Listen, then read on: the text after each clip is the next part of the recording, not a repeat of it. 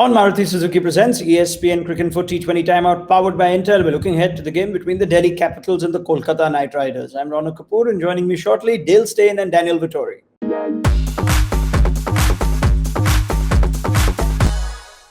We call it people technology. Right, so both these teams have had a taste of what the surface at Ahmedabad is like. Kolkata managing to beat Punjab, Delhi nearly beating Bangalore. So they know what things can be expected at the Narendra Modi Stadium. Let's go to our first point to preview this game. Should teams bat first or chase? Is the question mark now. Dale. Yeah, chasing, obviously. I think with the amount of dew that is there. But last night, it seemed like that sandstorm kind of came in and just took a bit of the dew away and made it a little bit more difficult. But in that first game, you could just see how difficult it was. That field was completely wet.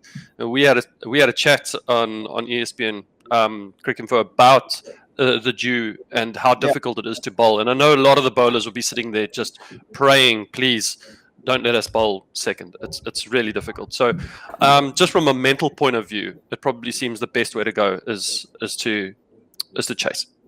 Yeah, we've only seen a couple of games there, Dan. But if the dew doesn't come in, all of a sudden, then if you're chasing even a score in excess of 170, it can go wrong like it did for Delhi the other day. Any thoughts on whether this chasing thing is a bit overrated, or is it still the way to go? We have to stay on dew watch, don't we? I think that's the thing that it factors into so much of what we how we commentate on the game, how we think about it, the planning, the preparation, and then when it doesn't come, it can throw that all awry. So look, I think teams are going to get a feel for it better than us being away from the ground, and they need to factor in that dew. If they get it wrong and it doesn't come, so be it. But they've got a plan for it coming. So I think the right decision is to try and factor into any decision that you do make. All right. Now, what about Delhi making that one change we've been calling for a while? Can they bring in Anrik Nokia at the expense of Steve Smith? If they do that, they'll have to make one Indian swap as well. Perhaps Rahane or Lalit Yadav need to come in too. Well, I think so. I think this is what one injury does to the whole balance of the team. With Shreyas Iyer missing out, that made the decision easy last year, and it gave Delhi such a formidable lineup, and they could mix and match whatever bowler they wanted to, knowing that top order was so Indian dominant and strong. And now without that, it has affected that balance of Rabada and Nokia. But they have had Avish Khan bowl exceptionally well. Ishant Sharma bowl well in the last game. So they've been able to make up for a little bit. But I think at some stage they want to see Rabada and Nokia going at it. And I think that's what the whole competition wants to see. They want to see those two fast South African bowlers take on a team. So at some stage we've got to see it, and hopefully it's in this game. Smith's not quite had a big innings for them yet, Dale. And in that last game against Bangalore, that final over, Stoinis bowling the 20th over to De Villiers seemed to be a bit of a turning point. Could they do with the added bowling muscle of Nokia? I mean, I'm all for him. I'd love him. But Avish Khan has been phenomenal. He's been so good. We haven't quite seen the same Rabada just yet. Maybe it's because he hasn't had Nokia with him. But Ishant Sharma came in last night, and I thought he bowled beautifully. So Delhi's got that option up their sleeve to bring him in. I mean, KKR also sitting with Lockie Ferguson on the bench, and he's another one who can just come in. These quick bowlers can actually change games just through sheer pace. Absolute blistering pace. We haven't seen it yet. I mean, we were talking the other day about the quickest ball that's been bowled so far, and it's like 147 Ks, which is quick. Don't get me wrong, but Anrik Nokia was bowling 156 kilometers an hour last year, and that's extreme speed. And when that's happening, and when that's coming down from one side, you seem to pick up wickets a lot easier from the other side. I know he can go for runs, but batters will also just approach the game differently. Now, as a result of that last game, Rishabh Pant nearly taking his side over the line, but couldn't get that big hit away. Dale, we're saying Pant as a batsman can afford to go harder earlier. What do you make of that? I thought he would. Just the way that he was going about it when he was playing for India, playing all these weird shots of Archer and Jimmy Anderson in test matches and everything like that. But maybe the captaincy has just offered him a little bit more of a role where he feels like he has to play the captain's part. And his first couple balls, his first 10 to 15 balls, has been a little bit slower. And last night, again, still probably the right decision to chase. You lose by one run, it's a tight game. But yeah, Pant, if he can get going a little bit quicker, we know how devastating he is. He's too good a player to not learn from this. He'll look at yesterday's knock, understand what went wrong, and you'll see him change his game plan in the next one.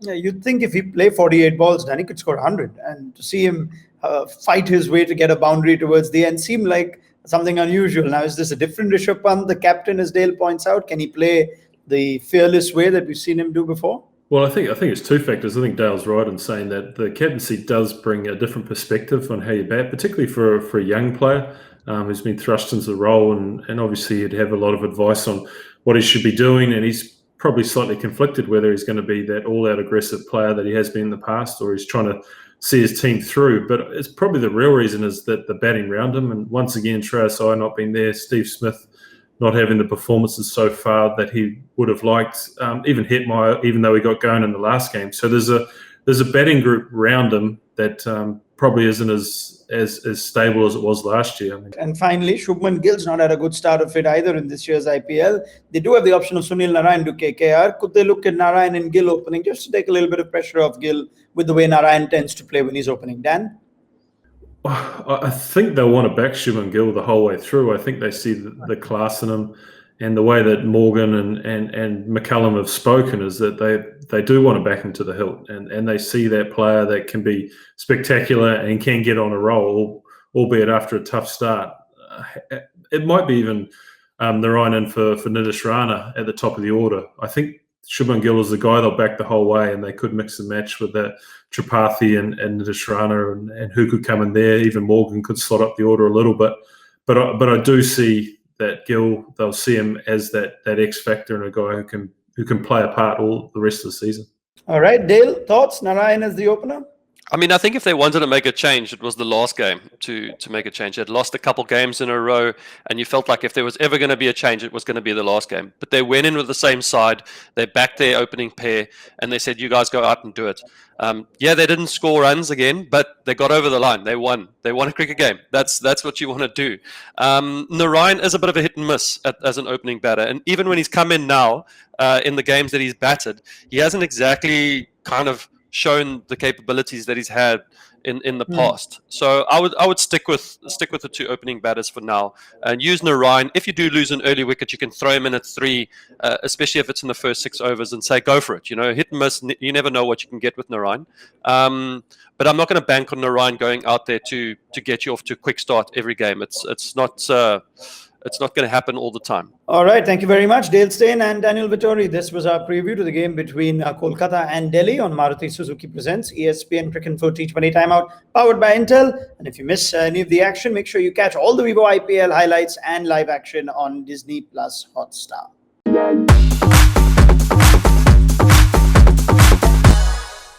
We call it people technology.